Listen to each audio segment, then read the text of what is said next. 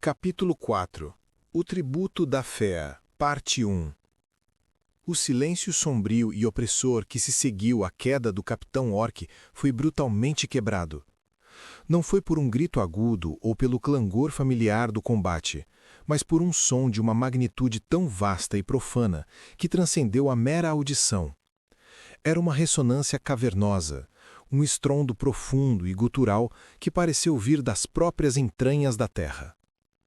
Uma vibração terrível percorreu a rocha inerte de Angband, fazendo o chão tremer sob seus pés, as paredes zumbirem e até mesmo o ar denso vibrar, como se a própria estrutura da fortaleza estivesse uivando em protesto. Era o gongo de batalha de Angband. O som era grave, profundo e metálico, como se um martelo de um vala tivesse atingido o coração do mundo. Ele ressoou pelos túneis e galerias, um troar contínuo e terrível, que não era um chamado para a formação, mas um grito de alarme total. O som reverberou nos ouvidos dos elfos com a certeza fria de que a traição do Capitão Orc havia sido descoberta.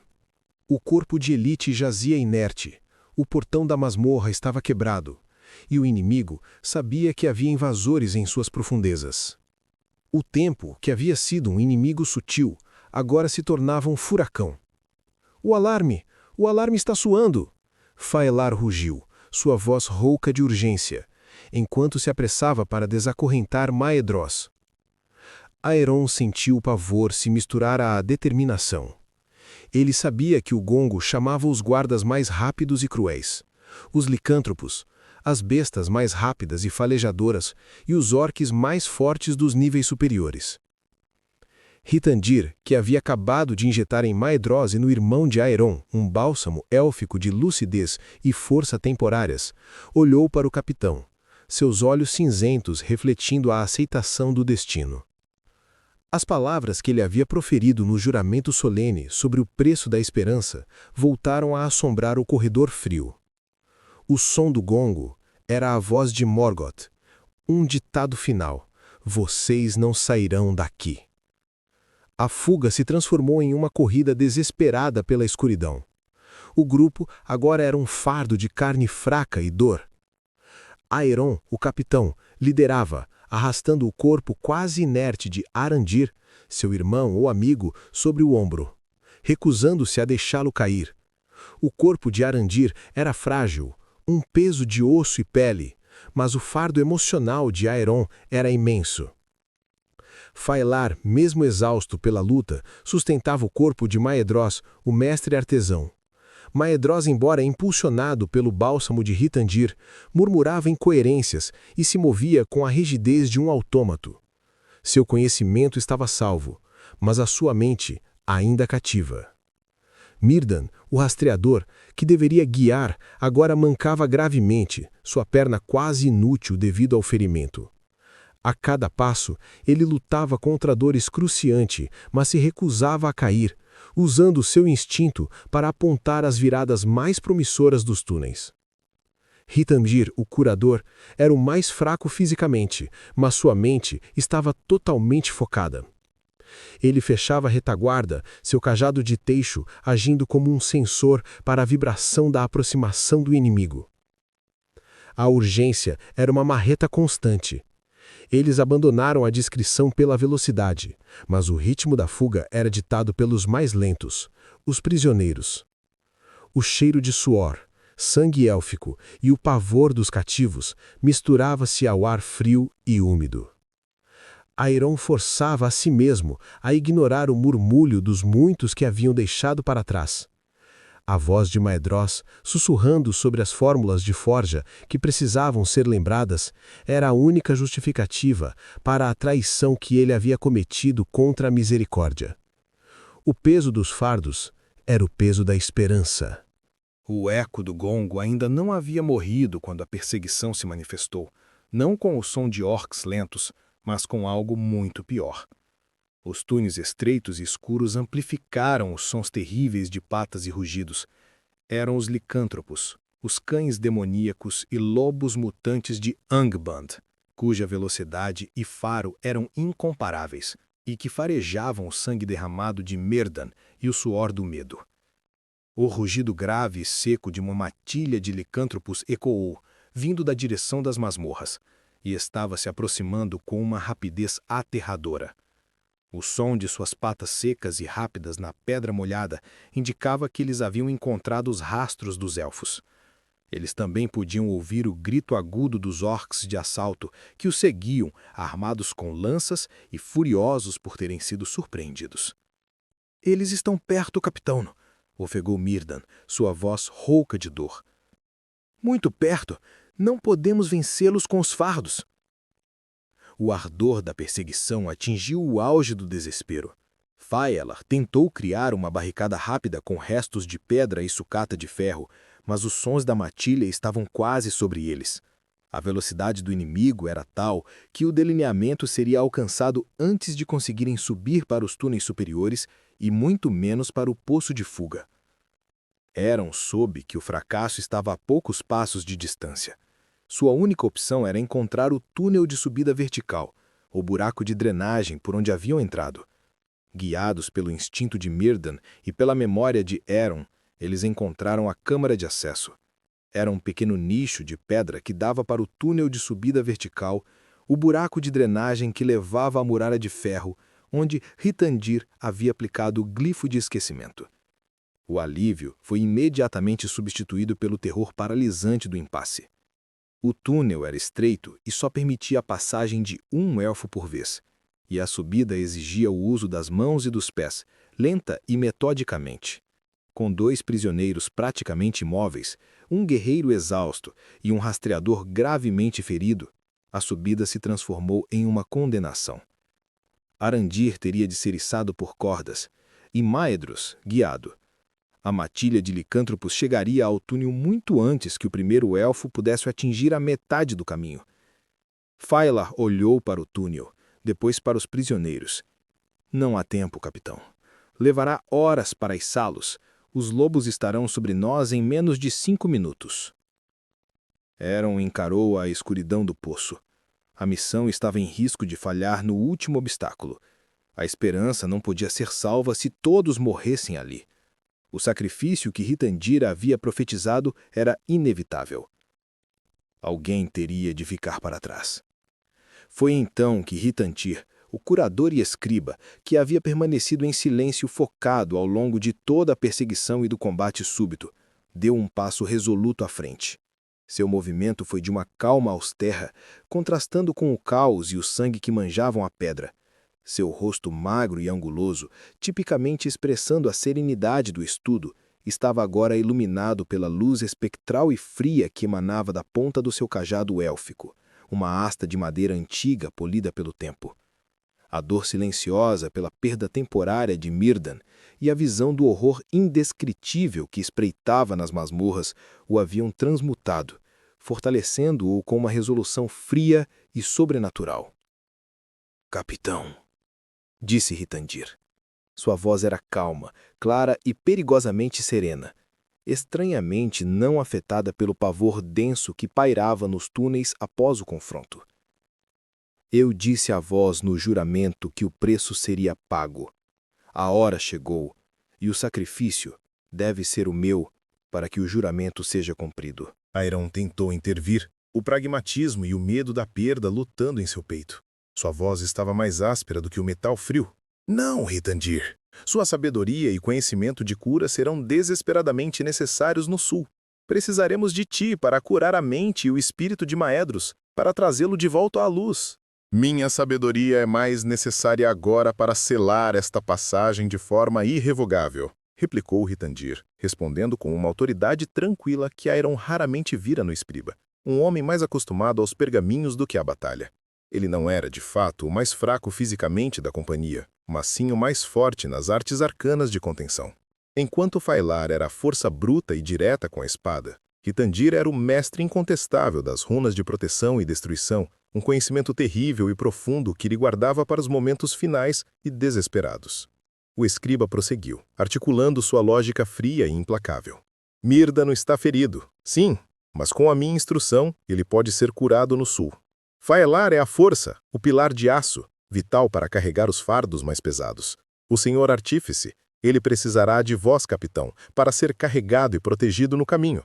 Eu sou o mais dispensável entre vós no exílio. Minha magia é de barreira, não de reconstrução. Mas sou o mais vital aqui, neste momento, para garantir a vossa fuga. Eu serei a barreira viva.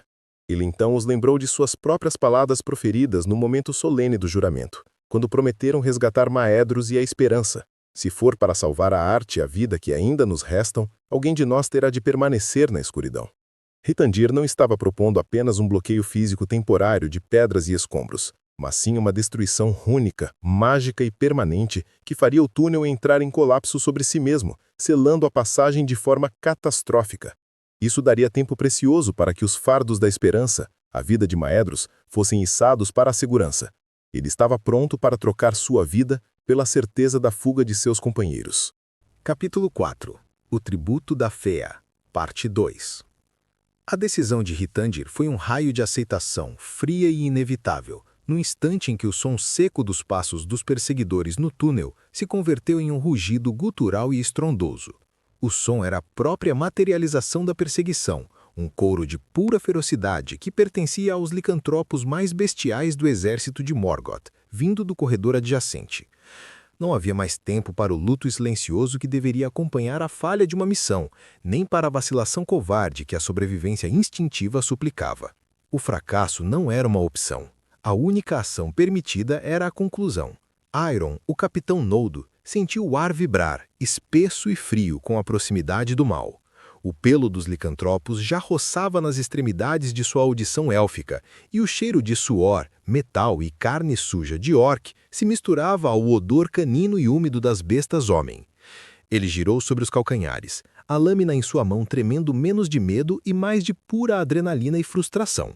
Seus olhos cinzentos, normalmente calmos como um lago montanhês ao amanhecer, estavam agora tempestuosos, fixos em Ritandir. Ide, e sai os prisioneiros. A voz de Airon não era um grito, mas uma ordem de aço forjado, cortando o caos iminente. Ele dirigiu o olhar gélido para Faelar, o guerreiro mais robusto do grupo, cuja face élfica estava retorcida em uma máscara de profunda relutância e dor. Faelar, leve Maedhros. Myrdan, ajude a Arandir, não há tempo. Faelar hesitou por uma fração de segundo, seu hálito suspenso nos pulmões. Ele olhou de Airon para o curador, Ritandir, cujo semblante já havia assumido uma quietude perigosa. Faelar ansiava por argumentar, por prometer uma volta rápida, mas as sílabas entalaram em sua garganta, sufocadas pelo rugido crescente que se tornava uma onda sonora ensurdecedora. Ele viu a verdade nos olhos de Ritandir. A luz de Amã já havia se apagado naquele olhar, substituída pela fria certeza do sacrifício. Ritandir, com a calma final de quem abraça o destino, separou-se do grupo. Seus passos eram lentos, deliberados, contrastando com a urgência febril dos companheiros. Ele não era tolo. Um curador Noldo, cuja vida inteira foi dedicada à preservação e à luz, não tinha força física para deter uma maré de monstros. Ele sabia, com a clareza absoluta e terrível, que sua morte deveria ser a mais útil possível. Ele avançou para o corredor de onde a perseguição se aproximava. Seus olhos agora mapeavam o ambiente com a precisão de um engenheiro. Encontrou um trecho estratégico, onde a arquitetura da mina antiga se revelava traiçoeira. Havia uma pilha de escombros soltos, restos poeirentos e pontiagudos de uma escavação mal executada, ignorados pelos orcs por sua inutilidade. E a rocha circundante parecia mais fraturada e instável, cruzada por veios de quartzo quebradiço. A pedra ali chorava migalhas de pó fino. A vulnerabilidade de Angband seria sua arma.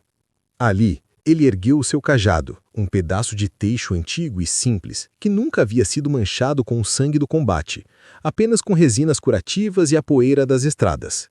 Seu semblante, envelhecido e marcado por incontáveis anos de preocupação, transformou-se.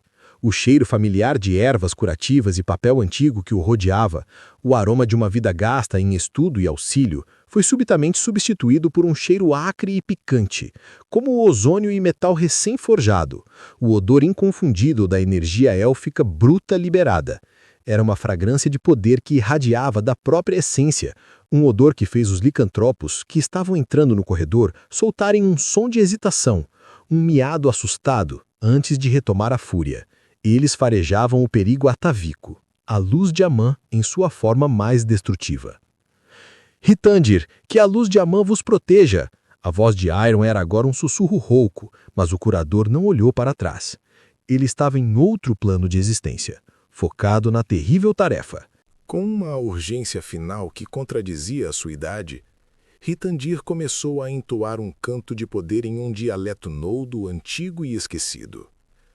As sílabas eram duras, ressoando na pedra úmida do túnel como martelos sobre bigornas. Não eram palavras de prece ou cura, mas as runas de defesa e contenção, fórmulas de aprisionamento passadas pelos Noldor, não para o combate direto, mas para o uso contra as próprias forças de Melkor. Uma magia de selamento e destruição controlada. As pontas de seus dedos, envelhecidas e fracas para o combate físico, agora traçavam glifos brilhantes no ar e na rocha. Eram linhas de cor azul prateada, como um relâmpago congelado, e vermelha ferrugem, como o ferro a ponto de se fundir. Eles não eram meras ilusões. Ao toque, gravavam-se na pedra mais dura e irradiavam um calor seco e intenso. Os licantropos e os orques à frente, farejando o poder proibido, soltaram um uivo unificado de fúria e medo. Uma onda de som que fez o curador tremer, mas foram momentaneamente detidos por uma barreira invisível de choque e reverência primordial. O sacrifício havia começado e a primeira fase, a hesitação do inimigo, estava completa. A magia rúnica de Hithandir era focada na destruição controlada, um paradoxo de sua arte de curar. Ele não buscava meramente deter os inimigos com uma barreira, mas colapsar o túnel com precisão cirúrgica e selar o caminho para sempre, transformando o corredor em um cemitério impenetrável. O canto do curador acelerou, tornando-se uma torrente gutural de sílabas antigas, uma melodia sombria de despedida. Hithandir estava, conscientemente, esgotando sua própria feia, a alma interior que garantia a imortalidade élfica, extraindo a energia vital de sua longa existência para alimentar as runas. Ele estava queimando sua própria luz. A luz dos glifos tornou-se cegante, preenchendo o corredor com um fulgor branco azulado que projetava sombras longas e fantasmagóricas, e o calor que irradiava era intenso, rivalizando com o das fornalhas superiores de Angband, um forno de energia pura. Gotas de suor escorriam pela testa de Hithandir, não de esforço físico, mas da sobrecarga de poder. O ar na câmara de acesso ficou denso, como se a própria gravidade estivesse aumentando. O som de rachaduras profundas e longas percorreu a rocha, um ruído seco e algurento que parecia vir das entranhas da terra. As runas estavam agindo sobre a instabilidade geológica daquele trecho, cavando fundo na falha estrutural. Hithandir estava trocando sua própria existência imortal pela chance de fuga de seus companheiros. Os orques e lipantropos, agora superando o medo e impulsionados pela fúria cega de seu mestre, avançaram em uma investida final e desesperada. Seus olhos brilhavam vermelhos de ódio. Hithandir sequer pestanejou. Ele abriu os braços, estendendo-os para a rocha que gemia e se curvava sob a magia. A última frase de seu canto foi um grito de fogo puro, uma nota final que vibrou com a dor da perda e a aceitação serena do destino. O som do colapso que se seguiu foi avassalador. Um rugido cavernoso de rocha esmagada e terra em queda que ofuscou o som distante do gongo de Angband e os gritos de guerra dos orques. O som era um batismo de ferro e poeira, a prova final do custo da missão. Enquanto Hithandir trabalhava seu rito final de destruição, Iron, Faelar e Myrdan içavam os prisioneiros na vertical estreita do túnel de fuga. A cena era de esforço frenético e silencioso. Faelar, com a força de um teleri da costa, usou os ombros e a própria testa para sustentar o peso de Maedhros, o mestre artesão, cujo corpo quebrado pendia inerte nas cordas. Ele trabalhava em um silêncio furioso, cada puxão um ato de negação da dor que sentia pela perda iminente. Myrdan, ferido no flanco por uma espada de orc, mas determinado, ajudou Aeron a amarrar Arandir nas cordas, assegurando-o com nós élficos, rápidos e fortes. O rosto de Arandir estava pálido e frio, a vida mal se agarrando a ele, e o cheiro ferroso de seu sangue impregnava a subida. Aeron olhou para o túnel onde a luz das runas dançava em uma valsa de morte e soube que não havia retorno possível. A perda estava ali, quente e real. Em seus olhos cinzentos havia uma nova e profunda cicatriz emocional, a dor da perda calculada, a agonia do capitão que envia um amigo para a morte. Ele era o executor de uma decisão que lhe custaria a paz. Hittandir olhou para eles, por um instante, antes que o colapso o alcançasse em uma nuvem de poeira e pedra. Seu sorriso, em meio ao fulgor branco-azulado, era de dignidade e paz, o olhar de alguém que havia encontrado o propósito supremo em seu último ato. Ele não lamentava, ele cumpria o dever maior. Ide, não hesiteis! Hittandir forçou a palavra final com a voz carregada de seu último sopro de fé. Era um som esgotado, mas ainda imponente, um último comando. Levai a luz!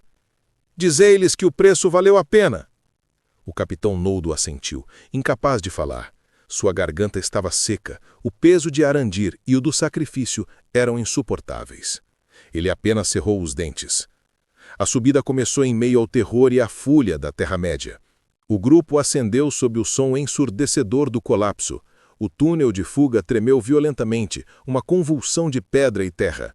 Eles ouviram o grito de dor dos perseguidores atingidos, um som terrível de licantropos esmagados e orques soterrados, mas que não vinha de Hittandir. O curador havia se posicionado de forma que o derradeiro colapso o soterrasse, tornando seu próprio corpo parte da vedação, mas também criando uma barreira intransponível entre eles e as feras.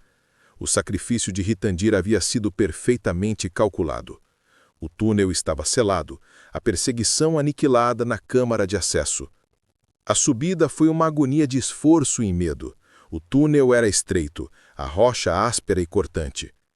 Myrdan utilizou sua última reserva de força, suas veias élficas saltando na testa, o sangue na bandagem do flanco se espalhando. Aeron e Faelar, esgotados pela vigília e pelo combate, içaram a si e aos prisioneiros, seus músculos gritando em protesto, até que a ponta da corda se prendeu à laje de pedra que eles haviam deixado parcialmente fechada na superfície. Com o esforço final, Faelar e Aeron, usando as últimas gotas de sua energia élfica remanescente, forçaram a laje para o lado e emergiram na fria e silenciosa Anfalglif. O alívio foi absoluto, uma lufada de ar fresco no meio da poeira e do sangue, mas tingido de um luto amargo e imponente. Eles estavam fora. O mestre artesão Maedros estava salvo, embora quebrado e quase inconsciente, sua respiração fraca. Arandir, o irmão amigo de Aeron, estava vivo por um fio. A esperança de sua recuperação ainda frágil. Eles olharam para trás, para a muralha de ferro. Onde antes havia a falha de drenagem, agora havia apenas um montão de escombros de ferro retorcido e rocha negra inchada pelo fogo da magia, coberto por cinza fresca e movediça. A missão, embora custosa, havia deixado uma cicatriz exterior na própria fortaleza de Morgoth. Um sinal de que os Noldor ainda ousavam desafiá-lo em seu lar, tocando a escuridão em seu ponto mais sensível. O grupo se reagrupou, mancando para o sul em direção ao horizonte gelado. Faelar, com seu porte de guerreiro, carregava Maedras nas costas, os ossos do mestre artesão chocando-se sob a armadura élfica. Aeron apoiava Arandir, o peso do corpo ferido de seu amigo uma âncora de dor e redenção. Myrdan, com o flanco enfaixado e o rosto pálido, tentava encontrar o caminho mais seguro para longe da cinza ofegante de Anfalglif, guiando-se pelas estrelas veladas pela névoa. Para Aeron, o preço parecia mais pesado do que o peso de Arandir em seu ombro. Ele tinha a esperança da arte Noldor em salva, mas a dor da perda e o peso da decisão cruel, a escolha de deixar Hittandir, gravavam uma nova e mais profunda cicatriz em sua alma Noldo. O juramento havia sido cumprido, mas a um custo terrível. a vida do nobre curador Ritandir. A jornada termina com o grupo mancando para o sul, um punhado de sobreviventes carregando a esperança em carne fraca. A luz da arte estava salva. Eles olharam para trás, para as Tangorodrim, as 3 montanhas de fogo e fumaça, a sombra que continuava a dominar o horizonte, e sabiam que a luta estava longe do fim. A memória do sorriso pacífico de Ritandir, o curador que se tornou selador, era o único fogo silencioso que os aquecia na fria e cinzenta manhã de Angband. O feá de Ritandir, embora dissipada na rocha, tinha dado aos Noldor mais um dia. Encerramento. Esta infiltração reflete a tragédia implacável da Primeira Era. Vitórias élficas vêm sempre com perdas irreparáveis. O sacrifício de Ritandir transforma a missão militar em uma lenda de altruísmo, provando que a força reside na vontade espiritual, e não apenas na espada. Ele garantiu a fuga da arte e da sabedoria, mas deixou em Aeron a cicatriz da decisão cruel, o abandono dos desesperados para salvar a esperança. O legado desta missão é que a luz, representada pelo artífice Maedhros, sobreviveu à sombra, mas com um tributo de sangue e alma na base das Tangorodrim. O delineamento retorna ao sul sobrevivente e marcado, personificando a resiliência élfica. A vida de Ritandir silenciou o gongo de Angband, cravando uma lembrança na mente de Melkor, a de que há elfos dispostos a pagar o preço máximo para que a arte e o voto não pereçam.